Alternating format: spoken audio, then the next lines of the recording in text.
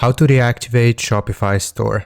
So first I'm going to close the store to show you. So I'm going to click on settings here and I will go to plan, and if we cancel this trial or our current plan, then this will close our account or store. So right here I'm just going to click on continue, and it will tell us that I will deactivate my store, and I'm just going to click on deactivate store here.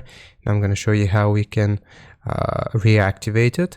So now it has been deactivated and it's going to look like this. It will tell us that your store is deactivated, and we will be given the option to actually re-enter our store. So it will tell us that our store information will be stored for 2 years. So basically, if you log in into your Shopify with this account that you use to create the store, then you will be faced with this screen right here.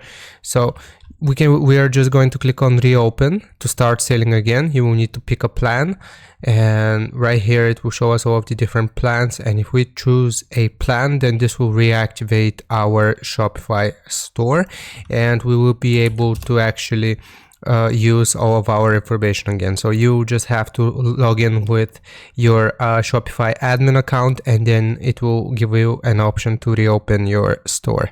I hope this helps you out. Leave a like and sub, and I'll see you next time.